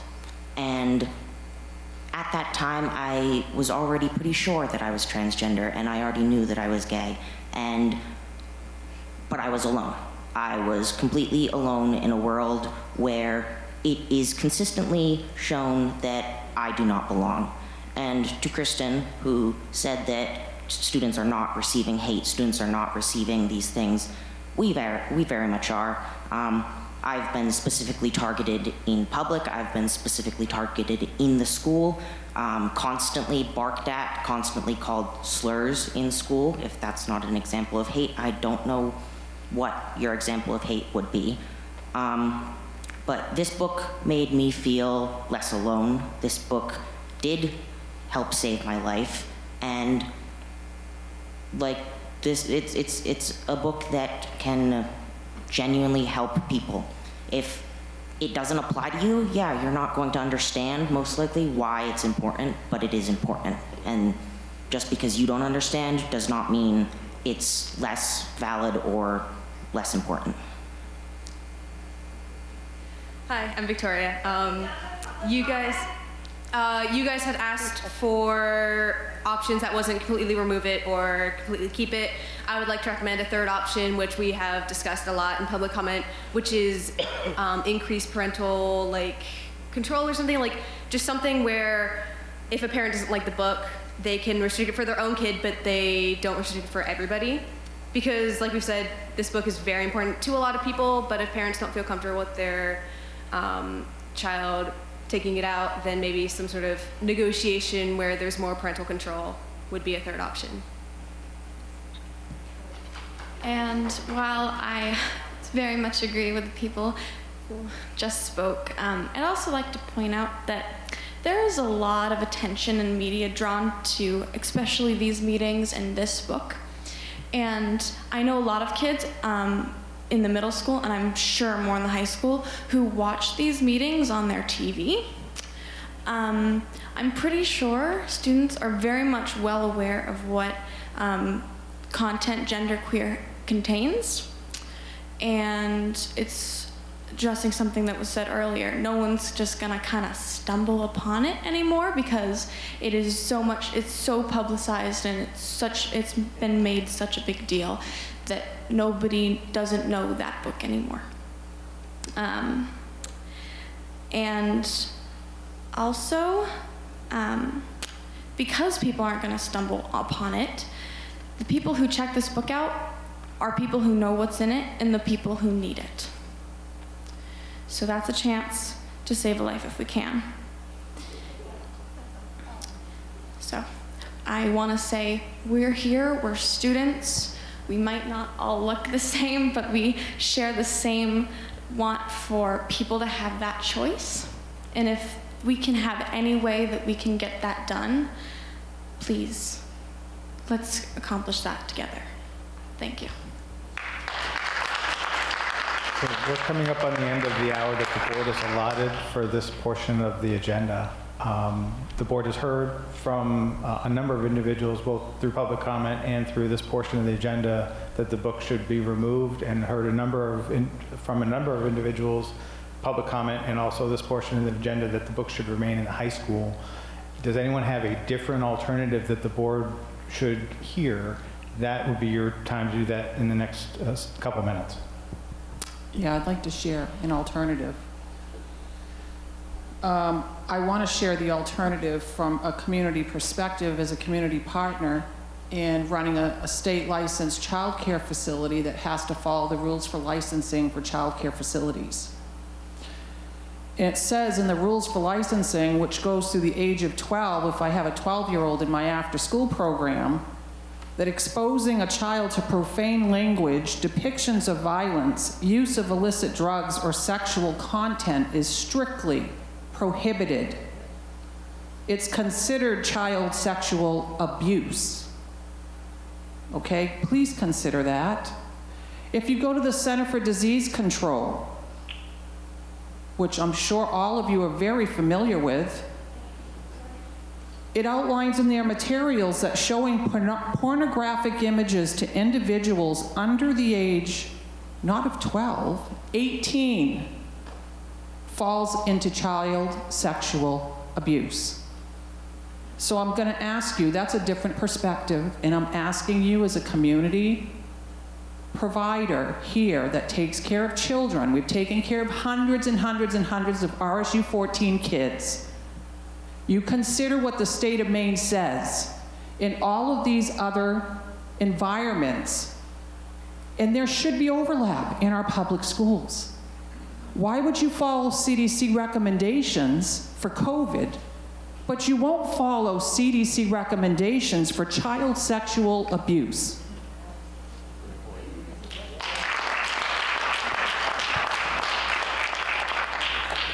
Okay, I think that concludes our testimony. One final one. All right, thank you, Kate. So I think my question is going to be back to you, is you're providing here legal advice for the board. They retained you to represent, correct? Yes, right? I would be giving legal advice to the board after hearing the committee just speaking and not even being able to answer Jody's questions. This is all becoming fluff. There's nothing that this is being measured on. They keep telling us this is legal advice here, this is legal advice here, this is legal advice there. We're not going to act on it. realistically, that just opened a potential legal advice, or sorry, legal actions on how they made this decision. There's no grounds to stand on, right? And secondly, and you asked for another thing, I would be very curious to get this committee to have people vote on this book, because when I went to FedEx to get that image that isn't stimulating printed off on the postboard, they wouldn't do it. They would not do it.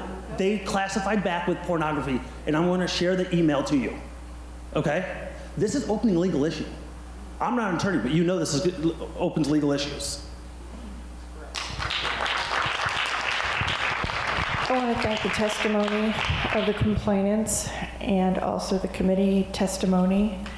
You've given the board a lot to consider. We all have the reports in front of us. We all have the book. And over the next week, we will certainly give serious contemplation before the vote on May 3rd. So thank you very much. That concludes the book challenge hearing, and we're going to move on to item number 7, executive session. May I have a motion, please? I move to enter into executive session to discuss an update of the district emergency operations plan. Second. All those in favor? Thank you.